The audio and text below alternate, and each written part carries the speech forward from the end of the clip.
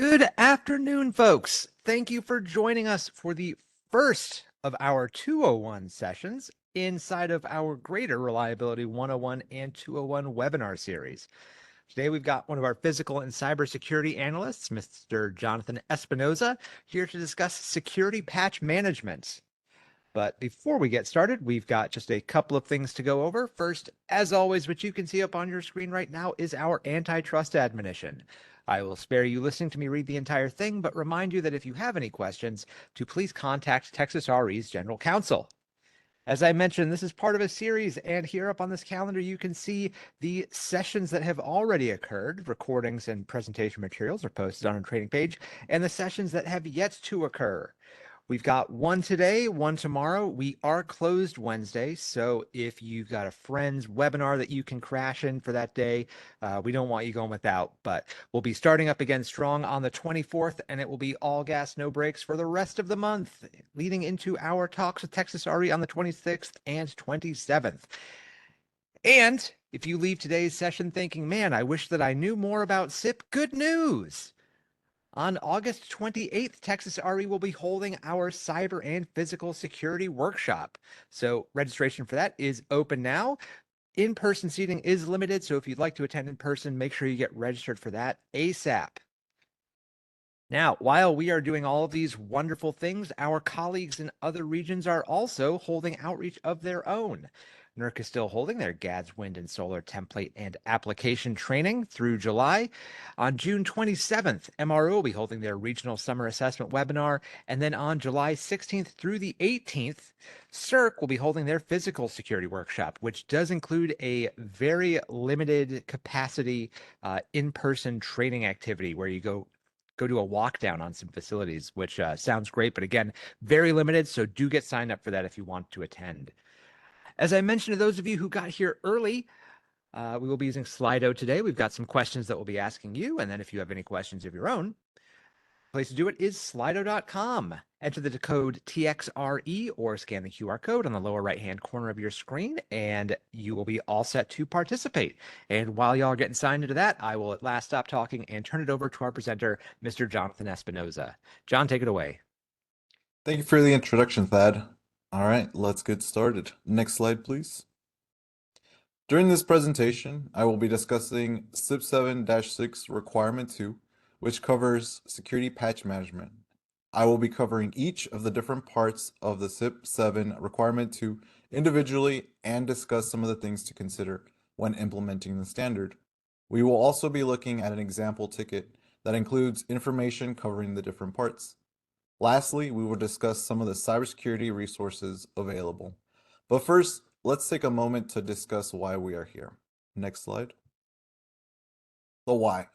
Vulnerabilities in hardware and software continue to be an issue, and according to the 2024 Verizon Data Breach Investigations Report, there has been an increase in the exploitation of vulnerabilities from the year 2023 to currently in 2024.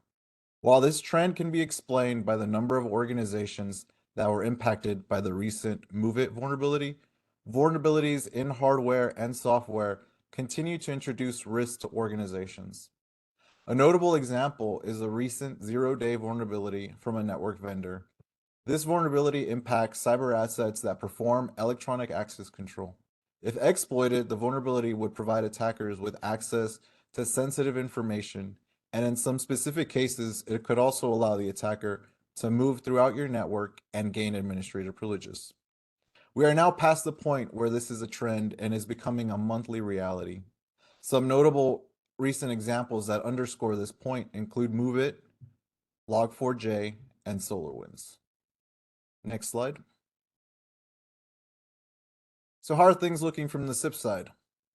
Well, according to the Compliance, Monitoring, and Enforcement Program and Organizations Registration and Certification Program annual report from NERC, SIP 7, which covers system security management, claims the top spot for reports of noncompliance for 2023. SIP 7 was also in the top 3 for the year 2022. What could be some of the reasons behind this trend? One thing to note is that SIP 7-6, along with the other top 3 standards, involve high volume and high frequency activities. For example, SIP 7 Requirement 2, which we'll be covering today, requires responsible entities to evaluate security patches for applicability at least once every 35 calendar days. So where do we go from here? What can be done? I propose a call to action. Let's take this as an opportunity to figure out a solution. The first step is to review how we are implementing SIP 7-6 Requirement 2 and the controls implemented around to achieve compliance. Next slide. First, let's discuss the purpose of the SIP 7-6 standard. The purpose is to manage system security by specifying technical, operational, and procedural requirements in support of protecting BES cyber systems against compromise that could lead to the misoperation or instability in the bulk electric system or BES. Specifically, SIP 7 Requirement 2 provides responsible entities with a framework for security patch management. Next slide. SIP 7-6 Requirement 2 starts by requiring that responsible entities implement one or more documented processes that collectively include each of the applicable requirement parts. In this case, there are 4. Part 2.1 requires responsible entities to have a process for tracking, evaluating, and installing cybersecurity patches. Part 2.2 adds a time deadline to complete the evaluation of cybersecurity patches. Part 2.3 requires entities to act on the evaluation completed in Part 2.2 within a certain time frame. And lastly, Part 2.4 features a different time frame approach depending on the actions that were taken in Part 2.3. Next slide. Here we have a Slido question. So what are some of the issues that can occur due to poor security patch management?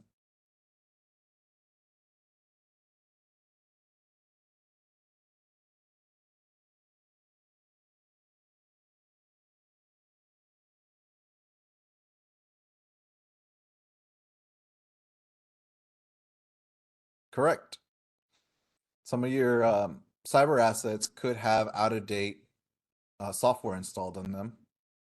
Something to think about too, one of the risks is, yes, correct, vulnerable systems, and also a potential non-compliance. You might not be able to know the vulnerabilities in your environment. Right? I'll wait a little more.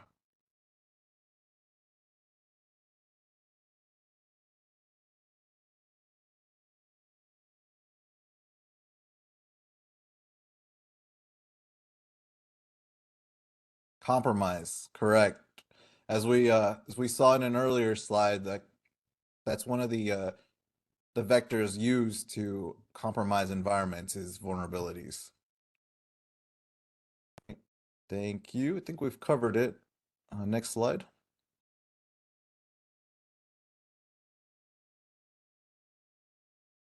What does SIP 7-6 Requirement 2, which I will call from R2 from now on, protect? SIP 7-6 R2 applies to high and medium impact BES cyber systems and their associated ECMs, or electronic access control or monitoring systems. Think network cyber assets that control access to your network. PACS, or physical access control systems. These are your cyber assets that control physical access. And lastly, we have PCAs, or protected cyber assets. It is important to note the cyber assets that SIP 7 Requirement 2 applies to, because if we remember an earlier slide, I mentioned a vulnerability that impacted a cyber asset that controls electronic access. If that cyber asset were to be compromised due to the exploitation of a vulnerability in software, would your interactive remote access connections maintain confidentiality? Unmitigated vulnerabilities in a cyber asset that controls electronic access could impact confidentiality, integrity, and the availability of your organization. Where do we go from here? Well, let's discuss Part 2.1 and what it requires of responsible entities. Next slide. Part 2.1 requires that responsible entities have a patch management process for tracking, evaluating, and installing cybersecurity patches for applicable cyber assets. An important distinction here is that cybersecurity patches address a specific vulnerability in a hardware or software product. Cybersecurity patches do not include patches that only cover functionality. An example of this is an update to the graphical user interface or GUI. Additionally, patches that cover services that are not installed or enabled are not included as cybersecurity patches. Lastly, Part 2.1 requires that the tracking portion includes the identification of a source or sources used for tracking. This is important because it ties in with the time requirements of Part 2.2, which will be the next part we discuss. But first, let's talk about examples of evidence to demonstrate compliance with Part 2.1. Next slide. What are some examples of evidence to demonstrate compliance with Part 2.1? For one, your security patch management process and the steps that responsible entities take to track, evaluate, and install cybersecurity patches. Additionally, your process for how sources are monitored.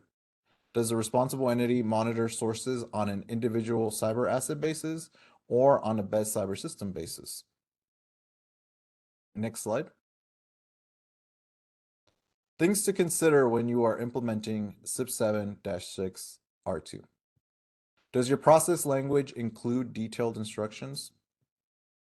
Under the background section of CIP 7, NERC states that documented processes refer to a set of required instructions specific to the responsible entity and to achieve a specific outcome.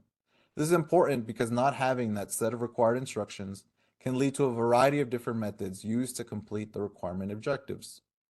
If your security patch management process documentation does not include the detailed instructions, would your employees know the steps to track, evaluate, and install cybersecurity patches? Additionally, would those steps be repeatable? Another topic to consider is how you are storing compliance-related evidence. Consider adding the steps used to store compliance-related evidence. Is the evidence stored within your ticketing system, or do you have a separate central repository, i.e. a database? Lastly, does your process include controls to track applicable cyber assets? Before I continue, I want to level set and explain what controls are. According to the National Institute of Standards and Technology, or NIST, a control is a measure that modifies risk. Let's take this away from the cyber world for just a moment. We use controls every day. For example, when we purchase vehicles, what are we looking for? As consumers, we are usually looking for features such as lane assist, emergency braking, and adaptive cruise control. Well, these safety features are controls. And what is the risk we are modifying here? We are modifying the risk from being involved in a motor vehicle accident. Same goes for your policies, processes, or any other actions you take to modify the risk from vulnerable software and hardware. These are all considered controls. Consider implementing controls to track all applicable cyber assets. There are some powerful tools out there that can provide information on your cyber assets that includes detailed information on what software versions are installed and can also be used for inventory tracking. The goal here is to have knowledge of what is running in your environment, so if a vulnerability comes out that impacts them, you are made aware in a timely manner. Next slide. Part 2.2 of the CIP 7 Requirement 2 standard. Part 2.2 introduces a time requirement to the security patch management process. Responsible entities are to at least once every 35 calendar days evaluate security patches for applicability that have been released since the last evaluation from the source or sources identified in Part 2.1. This is the reason why documenting the source is so important, because it ties in directly with the time requirements of Part 2.2. What is some example evidence for Part 2.2? Evidence could include an evaluation conducted by, referenced by, or on behalf of a responsible entity of security-related patches released by the documented sources at least once every 35 calendar days. Things to consider for Part 2.2 include the controls implemented around the time requirements. Are you using your ticketing system to track upcoming deadlines? Part 2.2 requires that evaluations be conducted at least once every 35 calendar days. Ensure you have controls in place so you do not go past these 35 calendar days. Your ticketing system could be configured to notify personnel via email. I will mention, however, to be careful with email notifications, which can easily overwhelm an inbox queue depending on how notifications are set up. Another thing to consider is your process around documenting the end date of an evaluation. The language of the standard states, evaluate security patches for applicability that have been released since the last evaluation. Include steps in your process to document how you verify the end date of the evaluation. Next slide. Part 2.3. Part 2.3 includes the next step that entities must complete following Part 2.2. If an applicable patch is identified by responsible entities in Part 2.2, within 35 calendar days of the evaluation being completed, responsible entities must take one of the following three actions. Responsible entities must either apply the patch, create a dated mitigation plan, or revise an existing mitigation plan. Part 2.3 continues by requiring that responsible entities include the planned actions to mitigate the vulnerabilities addressed by each security patch and a time frame to complete those mitigations. Next slide. Example evidence. If a security patch was installed, consider recording the installation date of the patch. Example evidence could also include exports from automated patch management tools that provide installation date, verification of BES cyber system component software revision, or registry exports that show software has been installed. If the patch was not installed, evidence that a dated mitigation plan was created or revised. Ensure those mitigation plans include documentation of the actions taken by the responsible entity to mitigate the vulnerabilities addressed by the security patch, and a time frame for the completion of these mitigations. What about considerations for Part 2.3? How do you verify the installation date of patches? One way would be to capture a screenshot that displays successful installation. That includes the cyber asset name and the date it was installed. What controls are in place to verify the patch was installed? You could use your baselining tool here. The baseline tool is used to capture the open ports, services, and software installed. Your baseline tool could potentially provide you with information regarding what software versions are installed, which could also be used to verify that a patch was successfully installed. Lastly, do the planned actions in your mitigation plans address the vulnerabilities? While there are times when it is in the best interest of reliability to not install a patch, responsible entities are required to document what they have done to mitigate vulnerabilities through mitigation plans. Ensure those mitigation plans include the planned actions to mitigate the vulnerabilities addressed by each cybersecurity patch. An example of a planned action is turning off a vulnerable service or segmenting a vulnerable cyber asset within a specified time frame. Next, we will discuss Part 2.4, which introduces a deadline for mitigation plans. Next slide.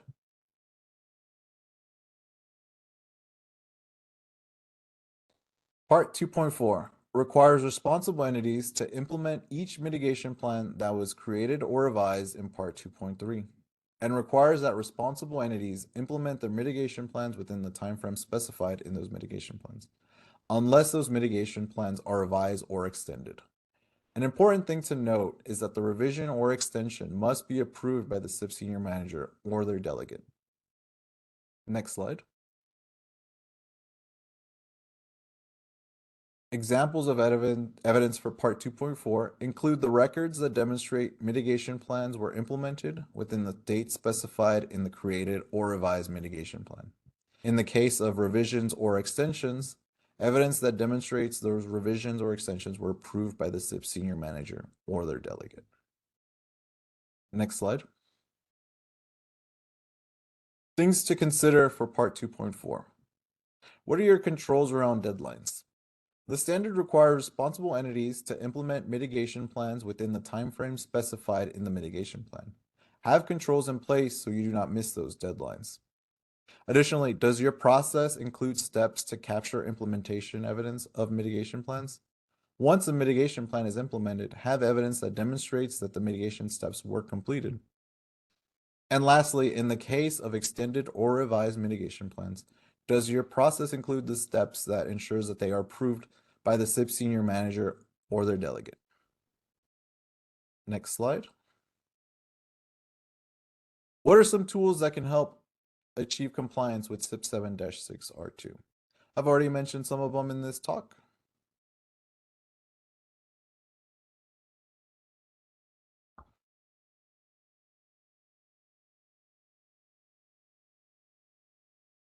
Ticketing systems, correct. In a few more slides, I'll show an example of what that might look like in your ticketing system. Reminders.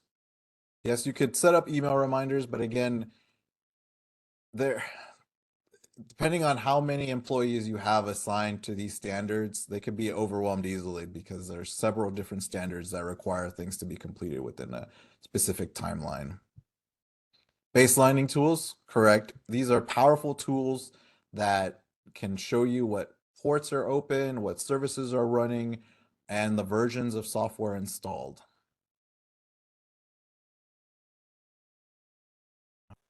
Sounds good. Let's move on. All right, so here's the example that I was talking about. So this is an example of what a ticket used as evidence for SIP 7 requirement 2 could look like. For each applicable cyber asset that is updatable and for which a patching source exists, document the identification of a source or sources that are tracked. An example on the screen is a snapshot of how that might look.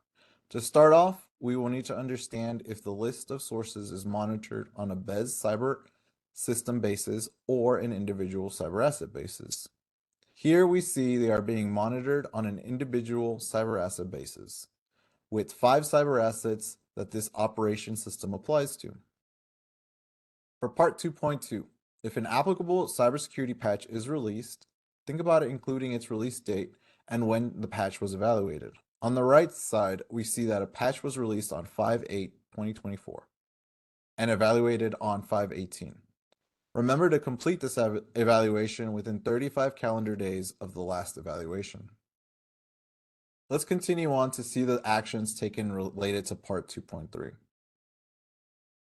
In this example, we see that the action taken, can you go back one slide, please? We were still, yes. So in this example, we see that the action taken was to install the patch, and it includes a dated screenshot of the installation. In this case, it was 6/2/2024. Next slide. Let's look at an example that covers the creation of a mitigation plan. In this example, we see that a mitigation plan was created within 35 calendar days of the last evaluation. Additionally, the mitigation plan includes the planned actions that will be taken and a time frame to complete the mitigation. In this example, the responsible entity has chosen to segment the devices from the rest of the network via the creation of VLANs to mitigate the vulnerability of remote code execution. I will emphasize that part 2.3 requires that mitigation plans include the responsible entity's planned actions to mitigate the vulnerabilities addressed by each security patch, and a time frame to complete these mitigations. Great. So what have we covered thus far? Next slide. As a recap, we have covered SIP 7-6 R2 security patch management and its 4 parts. As a recap, part 2.1 requires responsible entities have a process for tracking, evaluating, and installing cybersecurity patches. Part 2.2 adds a time deadline to complete the evaluation of cybersecurity patches. Part 2.3 requires entities to act on the evaluation within a certain time frame. And lastly, part 2.4 adds a different time frame depending on the actions taken on part 2.3. Next, we will discuss a few tools available to responsible entities. Next slide. To start off, we have the SIP Evidence Request tool. The SIP Evidence Request tool is great because it provides entities with the questions to the test. To start off, review the initial evidence request column and provide evidence that answers those questions. In this screenshot, let's take a look at the first row. Here we have an ask, which is to provide each documented process that covers each of the applicable requirement parts in the CIP7 requirement 2 standard. Next to the right, we have NIST Special Publication 800-53. NIST is our de facto source of information regarding controls. NIST 800-53 includes controls that entities can implement to ensure a successful security patch management process. Some of them will be covered in the next slide. Next slide. At a high level, a good place to start when documenting your process is NIST 800-53. This is because it covers controls entities can implement regarding security patch management. For example, flaw remediation is a control which states install security relevant software and firmware updates within the organization defined time period of the release of the updates. Does this language sound familiar? It should, because it is similar to the language in Part 2.3 that requires entities to take action within 35 calendar days for applicable patches that were identified in Part 2.2. Additionally, flaw remediation lists related controls, with one of them being plan of action and milestones, which contains language similar to Part 2.3 of CIP7, requiring planned actions to mitigate the vulnerabilities addressed by each security patch, and a time frame to complete these mitigations. Review the NERC CIP standards first, and then review NIST 800-53 for examples on internal controls. Next slide. Let's take another look at the reason why we are here. In an earlier slide, I mentioned the purpose of CIP7, which is to secure systems. So how do we keep cyber assets secure? We covered requirement 2 of CIP7 and how that is one way to keep systems secure. But is there more we can do to add layers of security around our cyber assets? Well, there is. And let me start with the Pyramid of Pain. How many of us have heard of the Pyramid of Pain? The Pyramid of Pain is the creation of David Bianco, who came up with it in 2013, and its basic premise explains that deterring, detecting, or preventing some indicators of compromise hurts attackers more than others. Let me explain. The Pyramid of Pain helps explain what indicators of compromise responsible entities should focus on to make themselves a harder target. At the bottom of the pyramid, we have hash values, IP addresses, and domain names, which are easy for an attacker to change. For example, all an attacker needs to do to change the hash value of their malware is to add an additional character to the file, and they'll have a brand new file hash. However, if defenders can deter, detect, or prevent their tactics, techniques, and procedures, which from this point I'll call TTPs, well, then you can make their lives difficult. So where is a good place to start? Next slide. MITRE ATT&CK is a good starting point because it lists the tactics, techniques, and procedures used by attackers. MITRE ATT&CK is a great reference source because it includes real-world examples of the TTPs used, the assets they target, and mitigation and detection techniques for defenders to use. When creating your defenses, ensure they protect against TTPs. Focusing on TTPs rather than basic artifacts such as hash values or IP addresses will make you a harder target to compromise, and CIP can help. Let's look at the initial access column on the screen, which lists spear phishing attachments as a technique used to gain initial access.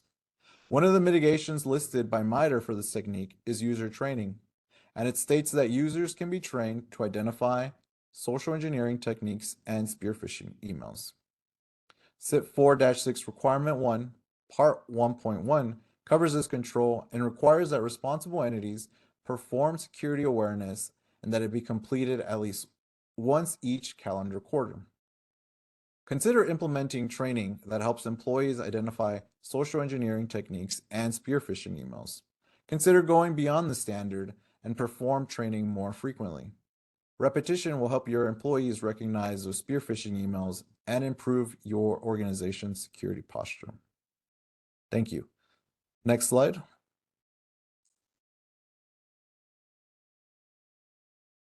Great, so that's my contact information. Next slide. Are there any questions? Yep. Jonathan, we've got a question in already, and folks, don't be shy. Slido.com, TXRE is the place to put them in. Great. Can you explain the difference between a security patch and a security enhancement in relation to SIP7 requirement 2?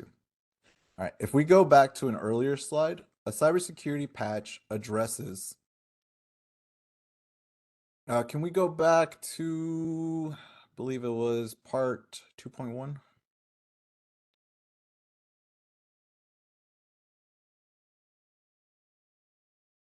Go back 2 more slides. Forward 1. Sorry. Right. Security patches. They address a specific vulnerability in a hardware or software product. This is different from a security enhancement, which a security enhancement is just like what I mentioned with those controls related around the TTPs, right? Those would be considered security enhancements, including user awareness. That's a security enhancement. These are different layers that can help enhance security to protect these cyber assets. Are there any more questions? John, it looks like we might be letting you off easy, but we'll still give folks a minute or so to get their final questions in. If you've got any closing comments in the meantime, we'd be happy to hear them. Great. Yeah, so like I mentioned earlier, layers of controls is what we're looking for, right? This makes an attacker's job a lot harder rather than just focusing on the base level. When we receive a security advisory, are we actually reading it to see what tactics, techniques, and procedures attackers are using, and making sure we have controls in place to detect, deter, or prevent those TTPs? Remember that with cybersecurity, you need layers of defense. With those layers of defense, you can ensure that your organization is secure.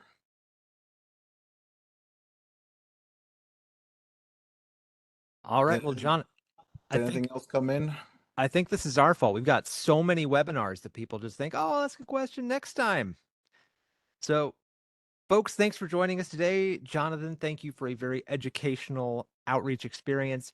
Folks, we hope that we see you all again tomorrow at 1:30 p.m. for our Operations and Planning 201, and that you enjoy the rest of your week. Take care.